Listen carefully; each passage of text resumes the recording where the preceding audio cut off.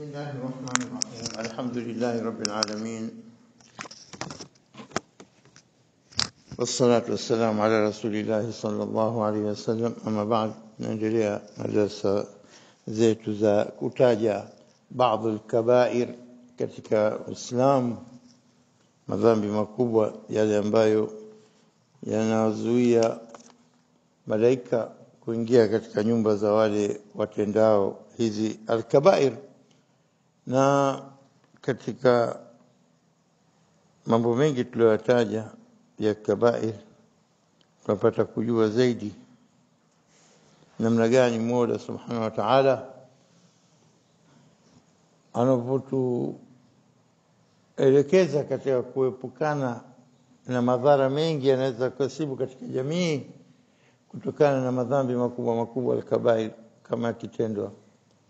Na hizi min a'mali shaitan, amali shaitan.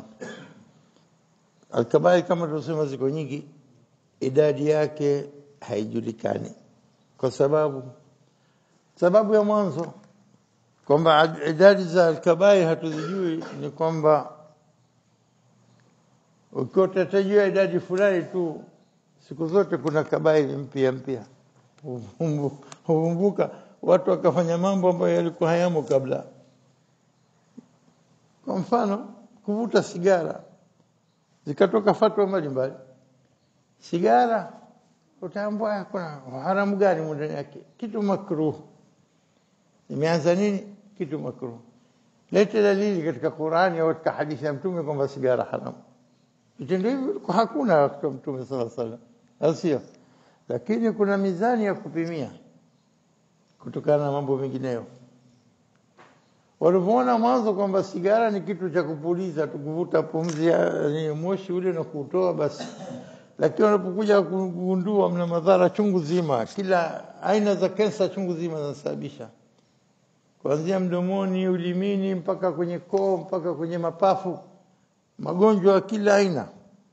Mamia kwa mamia ya makensa ya aina mbalimbali yanatendeka katika mfano sigara na kila chenye kuvuta, sigara zile kubwa, bangi na chochote chenye kuvutwa, ni vitu ambavyo huvikuti katika hadithi. Kwa hivyo ikote ambayo kabair mambo 70 tu 75, kwa hivyo mbona haimo katika kabair, hajatajwa katika Qur'an.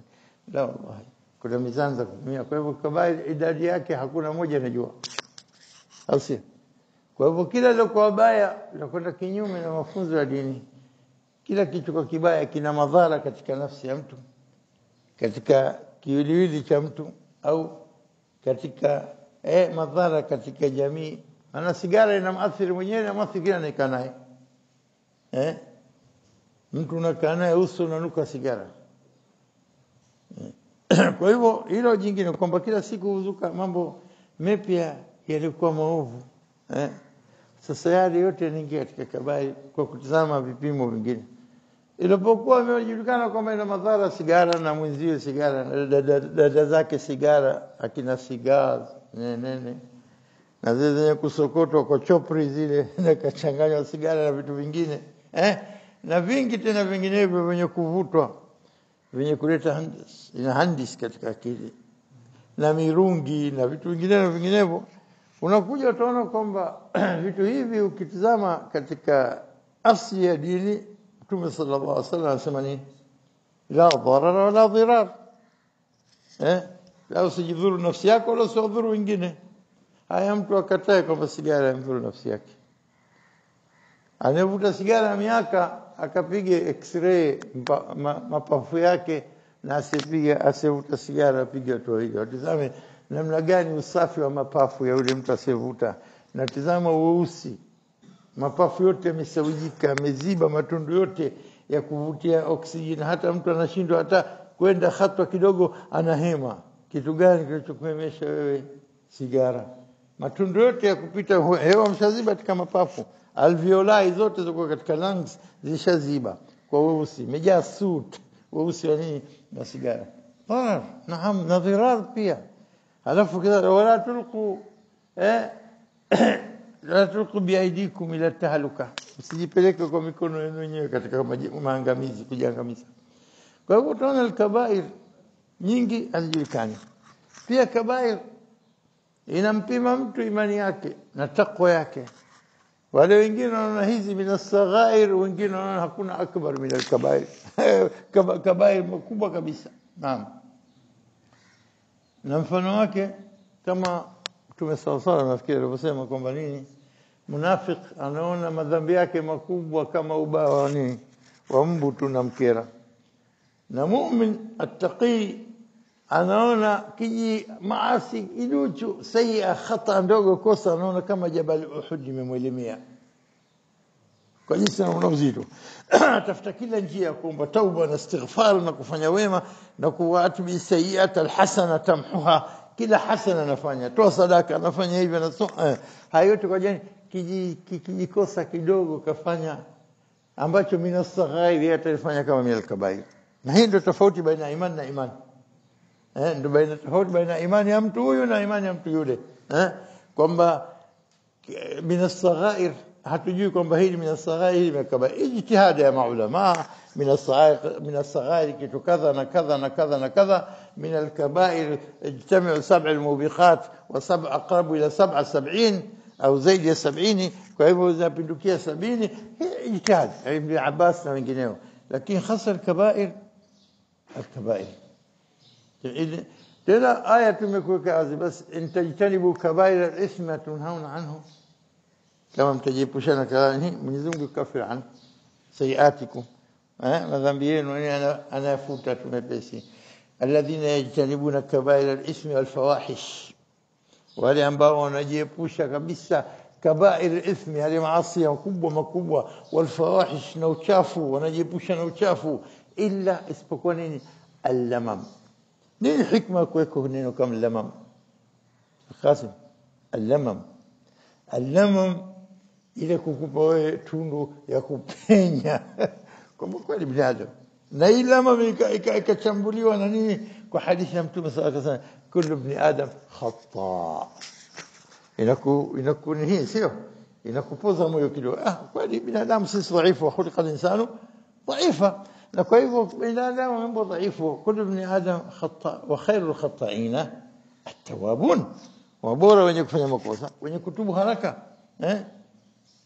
Kwa hivyo wale wanaosemewa wale wanaofanya maasi dhambi an jahl, wanafanya kwa makosa, shetani ghafla kamghafilisha kamtia makosani, halafu mbio wanarudi katika kutubu, wanarudi katika kutubu. Kwa hivyo unakosa na halafu ndo Mwenyezi Mungu tena akamaliza kabisa na kutupa moyo kabisa, qul ya ibadi alladhina asrafu ala anfusihim, kinafanya min alkabair khasa la taqnatu min rahmatillah, kati tamat kani rahma za Mwenyezi Mungu. طيب inna Allah yaghfiru dhunuba jami'a. Naam, inna Allah yaghfiru dhunuba jami'a. Katika kueleza kwamba masala alkabair ziko nyingi, na wewe siku zote mtazamo wako ukiona saghira na ukafanya ukastaghfir, jiepushe tena, usije ukafanya tena na tena. Usije ukatia katika akili yako saghairi dhunubi yanafutika, nikitawadha sasa kisala kaambili itafutika. Ukitazama mtazamo huo, kesho na kesho kutwa utafanya tena. الصغيرة لا تظل صغيرة مع التكرار والإصرار. الصغيرة dogo halibaki kuwa dogo ikiwa kuna kuripiti na kurejea tena na tena na kushikilia kufanya dogo na pile on na kuja juu mpaka linakuwa kubwa. الصغائر لا الصغيرة مع استغفار، ولا الكبيرة لا الكبيرة مع استغفار، ولا الصغيرة مع الإصرار أو مع التكرار. Kwa hivyo hapa halibaki dogo liko na rejea tena, wala halibaki kubwa iko na astaghfir ya kuifuta na kuomba tauba. Leo tunazungumza katika mambo ya kabair, pia tunazungumza jambo jingine, nalo litakuwa nini leo? Tunasema as-sariqa, wizi. As-sariqa, wizi, na pia pamoja na wizi na mpenyeza nduguye qat'u at-tariq. As-sariqa naam, wizi naam. Katika Qur'an taman tunasoma sisi kwamba mwenye kuiba anatiwa adabu, na adabu yake kukatwa mkono, au sivyo? Wasariqu wasariqatu, a'udhu billahi minash shaitani rajim, aya 38 surah al-Ma'idah. والسارق والسارقة فاقطعوا أيديهما جزاء بما كسبا نكالا من الله والله عزيز حكيم. والله عزيز حكيم. أنا سمع والسارق والسارقة نموذي منمه نموذي منمكه فبسي faqta'u aydiyahuma, ikateni mikono yao, jazaan, haya ni malipo, bima kasaba nakalan min Allah, ni malipo ya waliochuma. Hii ndiyo nakalan, adhabu min Allah, adhabu ambayo inatoka kwa Allah, kwake mwenyewe, nakalan min Allah. Wallahu azizun hakim, Allah ni mwenye nguvu. Usifikiri mwizi akaiba huku na huku akafanya anavyotaka. Allahu azizun, Mwenyezi Mungu atalipa kisasi, atachukua madhama yake huyu mtu alofanya, arejeshewe mwenyewe aliyodhulumiwa, ikiwa si hapa huko mbele ya safari. Allahu aziz, wallahu hakim, Mungu wa hikma, anajua ni vipi vya kutasarraf kwa mwizi na mwenye kuibia wenziwe na nini. Lakini ndipo akikamatwa mtu akaletwa mbele ya haki, wasariqu wasariqatu faqta'u aydiyahuma, basi ukatwa mkono, hukumu ya Mwenyezi Mungu ipite ikiwa jambo hili limebainika kwa watu. Naam. Kwa hivyo hapo pia, lakini msisahau kwamba Mwenyezi Mungu ameweka pia solution nyingine, hali nyingine. Nini ufanye? faman taba min ba'di dhulmihi wa aslaha, basi yule anayetubia baada ya dhulma yake, dhulma yake aliyofanya, akatubu, wa aslaha, na akatengeneza, au wa aslaha, na akatengenea yeye mwenyewe katika kutengeneza mambo aliyokosa akafanya, akarejesha haki za watu walioiba kwa wenyewe, akaenda kuomba radhi na yasiwa, wa aslaha. faman taba wa aslaha fa inna Allaha yatubu alayhi, ujue kwamba Allah anapokea toba yake. Inna Allaha ghafurur rahim, inna Allaha ghafurur rahim, Mungu wa maghfira, Mungu wa rehema. Kwa hivyo tukisoma aya kama hii tunaona namna gani hadd min hududillah imewekwa, ikadhihirishwa, uwizi ukatoleka mpaka ukafika, ukatoka nje, ukafahamu, ukasikika, ukenda watu wakashtaki walioiba na walioibiwa. Hapo tena hukumu ya Mwenyezi Mungu pitishwe, ilivyo hukumu ya Mwenyezi Mungu pitishwe, hakupitishwe masala mengine hatuzungumzi, lakini tunasema kwamba nini hukumu ipasavyo, kwamba ipitishwe kwa kila hukumu iliyotajwa. Hadd min hududillah ikitajwa katika Qur'ani, ina maana hukumu hiyo ameweka Mwenyezi Mungu. Na unapozungumza masala ya sariq wa sariqatu, tunakwenda mbio katika masala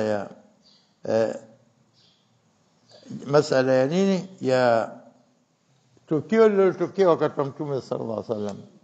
Mwanamke mmoja katika makabila makubwa, mmoja katika makabila makubwa ya Quraishi, Bani Makhzum, ni kabila ambalo lilitoka Umar bin Khattab. Bani Makhzum ni kabila kubwa, sawa. Anasema katika kisa cha mwanamke al-Makhzumia alati saraqat, aliyeiba, hadithi maarufu kuhusu jambo hili. Wakati wote unapozungumzia masala wizi, unazungumzia habari ya mwanamke huyu Makhzumia alikuwa akiiba. Na wakati mwingine si lazima kwamba mtu tajiri ndo haibi, anaweza kuwa tajiri. Watu zamani tunasikia visa, watu mabepari, mamilionea wanakwenda katika shughuli za watu, wanaalikwa, alafu hata vijiko na huficha na makoti yao wakati ujinga. Maana ukisema kwamba anahitajia kweli kitu cha mtu bwana, usikiguse. وعن عائشة رضي الله عنها قالت, أنا سابي بعائشة أم المؤمنين مما يتو، أنا سمعنيني anasema kanat makhzumiyatun tasta'iru almata', alikuwa mwanamke mmoja mbani Makhzum, alikuwa akiazima vitu, akiazima bakuli, akiazima chungu, akiazima nini kwa jirani. Tasta'iru mata' wa tajhaduhu, alafu kisha anakataa, sio mimi nilochukua. Ikikaa siku 2 3 4 hajaulizwa baada siku ngapi imepita, vile wewe ulikuja ukazima kitu fulani, sio mimi sijachukua, kumbe anacho. Wakana tajhaduhu, anakataa kwamba nini ameiba. Faamara nabii sallallahu alayhi wasallam biqat'i yadaha, akaamrisha mtume sallallahu alayhi wasallam mkono wake ukatwe. Faata ahlaha Usama ibn Zaid, ahli yake wakasema, nani tumwendee tukamwombe, nani tumwendee, nani kipenzi chake mtume anampenda anamsikiliza. Akaona hakuna isipokuwa Usama ibn Zaid ibn Haritha. Huyu Usama alikuwa kideka kwa mtume sallallahu alaihi wasallam, yeye ndo rika ya kina nani, al-Hasan wal-Hussein. Zaid ibn Haritha alikuwa ni nani, mtumishi wa mtume, mtumwa mpaka mtumishi, na sahaba kipenzi cha mtume, na akimpenda sana mtume, akimpenda Zaid, na Zaid akimpenda sana mtume. Mapenzi ya Zaid ibn Haritha mapenzi ya kupindukia mipaka. Kabla Uislamu, Zaid alinunuliwa na nduguye au mzee wake nani, Khadija, dada kakake Khadija binti Khuwailid, mke wa mtume sallallahu alayhi wasallam, umul mu'minin au mwanzo kabisa.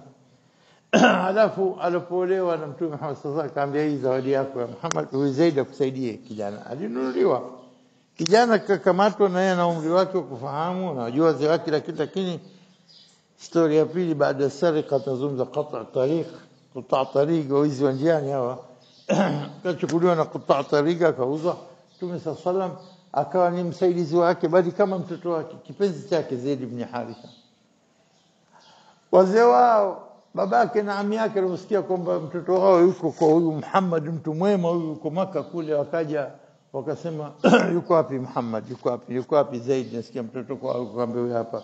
Kajua babake, ami yake, kafurahi kuona wazee wake.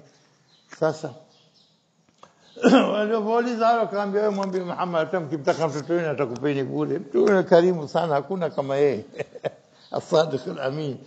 Akaenda kaambia, ya Rasulullah, ya bado mtume, ya Muhammad, wewe mtu wa nasab, mtu hivi na hivi, mukaddima kwanza, maneno matamu, tunakuomba huyu mtoto wetu utugee, utupe wenyewe, chochote unachotaka tutakulipa ili tumchukue.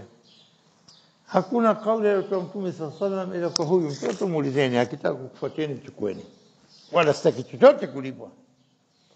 Akaambia, funga virago vyako, funga nini, nguo zako za tunzetu. Ndio wapi?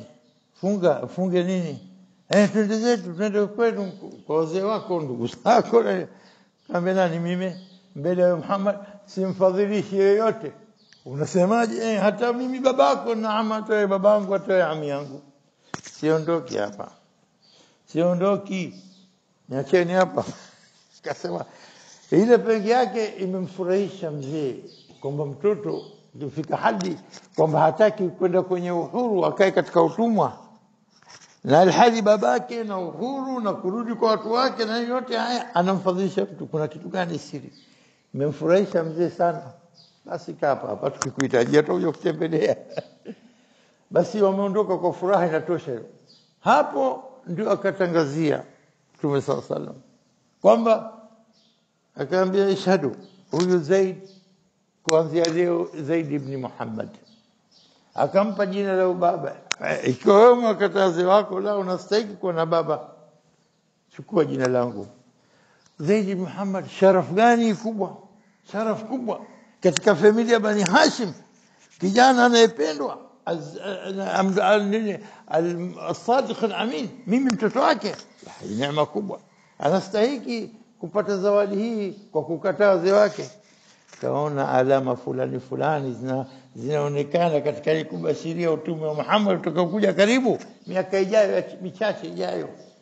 Akakaa akamwita Zaid, shahadu ya qaum annahu Zaid ibni yarithuni wa arithu, namrithi na nanrithi.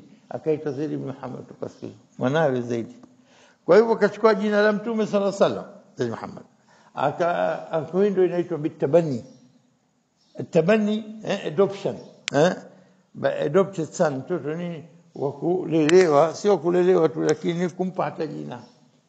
Iliposhuka aya katika sura al-Ahzab, ud'uhum li abaihim huwa aqsatu 'inda Allah, waiteni kwa majina ya baba zao, huo ndio uadilifu kwa Mwenyezi Mungu. Ikarudi pale pale dakika ile Zaid ibn Haritha, kipenzi cha mtume huyu Zaid. Mtoto wake anamzaa anaitwa Usama, analeleka katika nyumba nani? Mtume kwa Zaid, karibu pale pale, au sio? Mwanawe Zaid ambaye one time usiku moja alimuita Ibn Muhammad, lakini aya imekuja kufuta kabisa atabani, adoption kwa kutumia jina. Wabakie majina wazee wao na haki yao. Maji ya mzee katika uti wa mgongo wa mzee, jina lake na sharafu irudi kwa mzee, hata akipata baba alikuwa bora mara milioni. Huyu ni bora kwa sababu kutokana na asili yake na maji yake. Mwenyezi Mungu anataka kuhifadhi nasab ya mtu ibakie pale pale, na hii ni hikma kubwa. Ud'uhum li abaihim inatugusa sisi wakati tunapokuwa na pasipoti yetu, wake zetu tukiwapa majina yetu. Saida binti Hassan mfano akiolewa na Muhammad aitwa Mrs. Saida Muhammad. Mama Muhammad mumeendo babake. Utazama utaona kwamba nini mambo kama haya yana ashir. Wazungu paka leo watumia Mrs. fulani, anatumia jina la mumewe, akiwacha analia jina lake. Bana gani? Kwa hivyo ukitizama majina yabakie kwa wazee wao vile vile. Fulani binti fulani, babake alimzaa, haki yake. Unaweza kama mnamnyang'anya, unadhulumu nafsi ya mzee. Kwa hivyo hapa tunarudi kwamba Usama katika nyumba ya Mtume sallallahu alaihi wasallam ni deko. Azimo analeka. Hassan, Hussein na Usama walikuwa ni rika moja, umri moja, wadogo, wanacheza kwa Mtume sallallahu alaihi wasallam, anabeba kama wale, anambeba huyu na wale sawa. Nani Mtume anayempenda? Hakuna ila Usama, tumwendee. Bali Makhzum wazee wake yule bibi mwizi yule akamwendea nani? Wakasema tumwendee Zaid ibn Usama. Hapo tena faata ahluha Usama ibn Zaid, ahli yake wakaenda kwa Usama ibn Zaid kwenda nini? Fakallamuhu, wakazungumza naye fiha. Fakallama nabii sallallahu alaihi wasallam, na mbio akajitota na mbio kwenda zake kwa Mtume sallallahu alaihi wasallam. Akamwambia Rasulullah, nimekujia nakuomba msamehe, huyu bibi thibitisha hukumu ya kukatwa mkono. Huyu bibi watu wake wamenijia niombe nije kuambia, na kwa hivyo ndio ametumia wasta wangu mie, kwa hivyo nakuja. Hasa akamwambia kwamba nini, nakuomba msamehe. Faqala lahu nabii sallallahu alaihi wasallam, ya Usama, we Usama, la araka tashfa'u fi haddi min hududillah, sidhani kama unakusudia kwamba wewe utakusamehe katika hukumu na punishment, katika zile punishment za Allah utakuzifanyia mchezo na kuzibadilisha. Mtume sallallahu alaihi wasallam anakuwa laini kwa kila kitu, mwepesi wa kila kitu, msamehevu wa kila kitu, lakini likija jambo ya haddi min hududillah, ikija jambo lote la amri min awamirillah, hapo anabadilika uso, hapo anabadilika, sio Muhammad ninayemjua, hapo anatekeleza hukumu ya Allah. Nafikiri nafahamika hapo hukumu ya Allah inafuatwa. Faqala lahu an-nabii sallallahu alayhi wasallam, ya Usama, la araka tashfa'u, yani kwa njia kumwambia sidhani kama unakusudia kwamba mimi nifanye hivyo, ashfa kwamba wewe tashfa fi hadd min hududillah ta'ala. Thumma qama an-nabii sallallahu alayhi wasallam, kaondoka hapo ghafla, kishabadilika kishawiva. Hata nafikiri Usama kajuta kwenda kuomba. Thumma qama an-nabii sallallahu alayhi wasallam khatiban, akawakusanya watu, akahuku akiwahutubia, akasema faqala inma ahlaka, hadithi maarufu sana hii, inma ahlaka man kana qablakum, hakika wameangamia waliokuja kabla yenu, karne zilizopita na umma zilizopita. Annahum, walikuwa kanu idha sarqa fihim ash-sharifu tarakuhu, mtu mwema, mtu mkubwa akiiba wanamwachia. alafu wa idha sarqa fihim adh-dha'if qat'uhu, na mdhaifu akiiba wanamkata mkono, au aqamu alayhi al-hadd. Riwaya nyingine kupitisha hukumu ya Mwenyezi Mungu, aqamu alayhi al-hadd. Al-hadd hukumu punishment ya Mwenyezi Mungu aliyoiweka, kupitisha au qat'uhu. Alafu akasema walladhi nafsi biyadihi, na hapa kwa yule ambaye nafsi yangu iko mikononi mwake, law anna Fatimata bint Muhammad sarqat laqata'tu yadaha. لو أن فاطمة بنت محمد سرقت لقطعت يدها، أو كما بنقول نسمع لو أن كان حديث نجين رواية نجين ولو أن فاطمة بنت محمد لقطع محمد يدها. sio kama ni baba, lakini Muhammad kwamba ni mwenye kutekeleza amri za Mwenyezi Mungu na mwenye kupewa ujumbe na wahi na kila kitu. Kwa hivyo laqata Muhammadun sio baba. Muhammad yule mtume aliyepewa amri na kutekeleza na kupitisha tanfidh ahkam hukum sio za kupitisha hukumu za Mwenyezi Mungu. Kwa hivyo akakatwa mkono, na ili jambo la kuonesha kwamba uwizi una hukumu yake, na kwa hivyo akitekelezewa basi mtu huyu anakuwa amesha hukumu yake kishapata maghfira na tauba yake.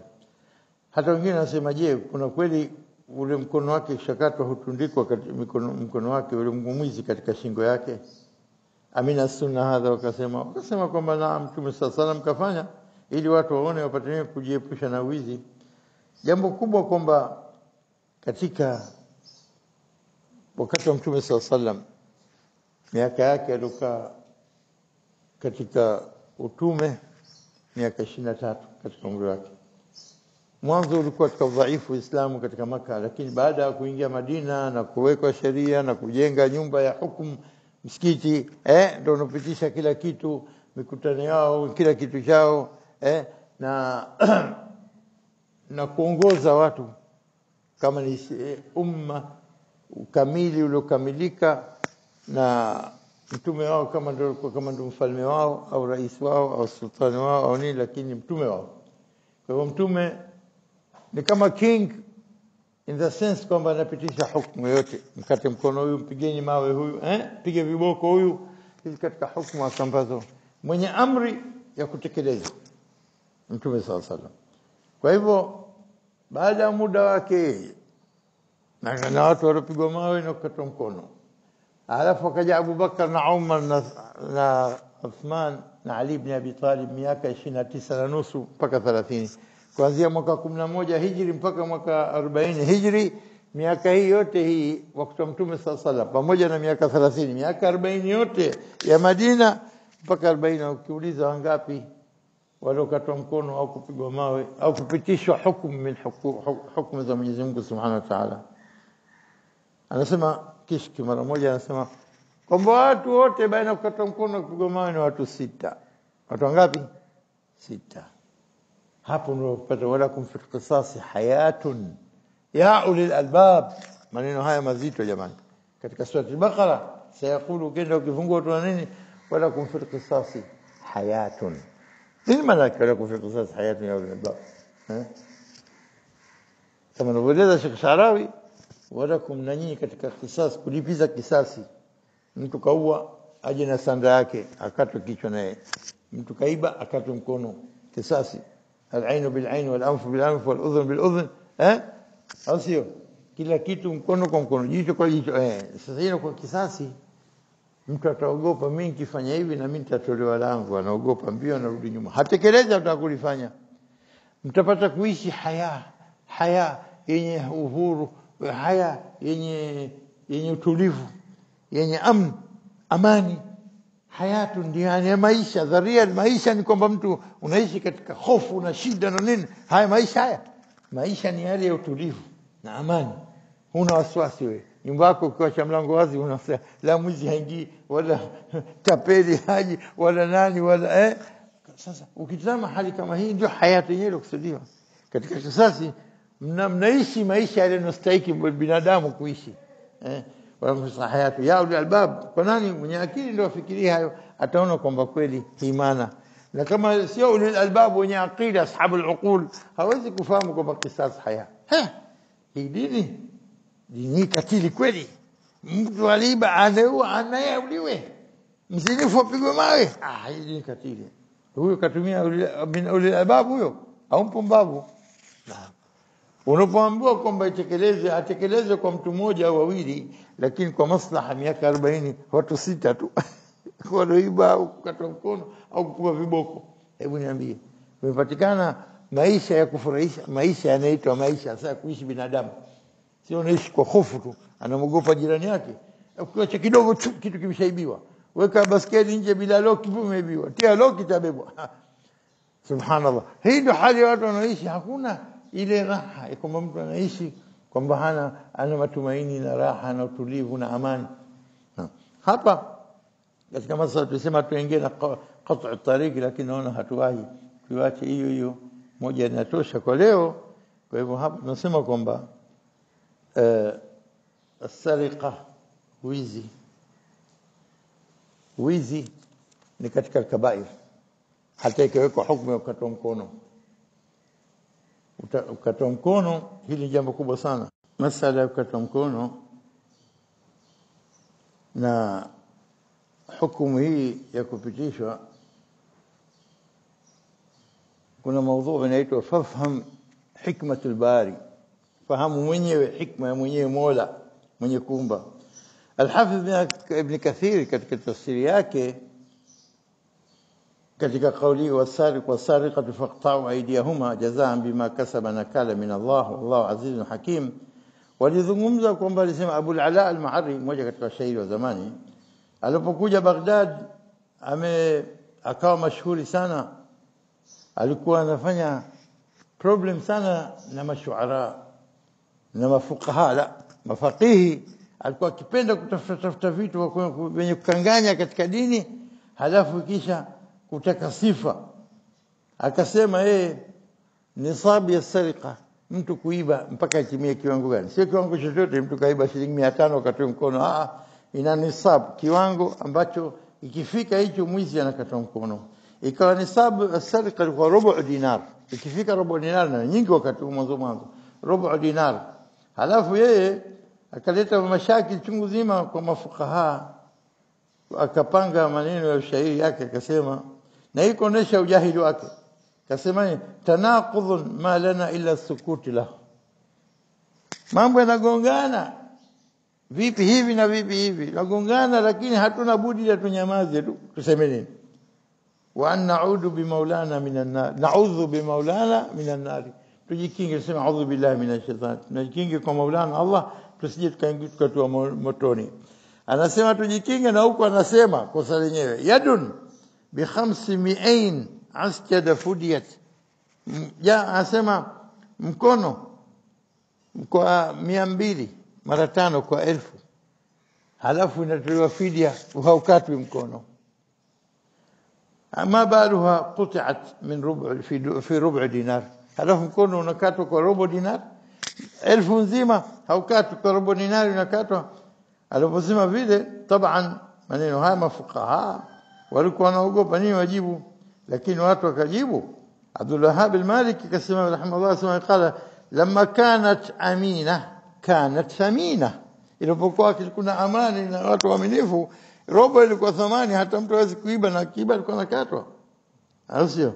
Walamma khanat hanat, watu wafanya khiana ikawa jambo dogo, hata 1000 si kitu, toa fidia na nini.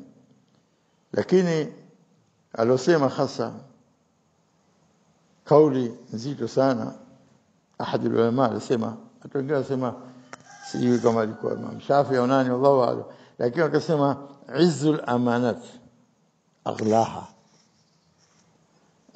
utukufu wa amana ndio kwa muhimu sana. Amana ni aziz, hata robo dinar nyingi kwa wenye kujua nini maana amana. Izzul amanat aghlaha wa arkhasuha dhulul khiyana, na rakhis kabisa udhalilifu wa khiana. Fafham hikmatul bari, ufahamu mwenye hikma ya Mola aliyoweka hii kwa nini akatoa mkono kwa kiasi kadha na kadha. Subhanallah. Na kwa hivyo haya maneno mengi sana yametajwa katika hikma na hizi. Kwa bihadha naktafi, wallahu a'lam. Subhanakallahumma bihamdik ashhadu an la ilaha illa ant astaghfiruka wa atubu ilaik.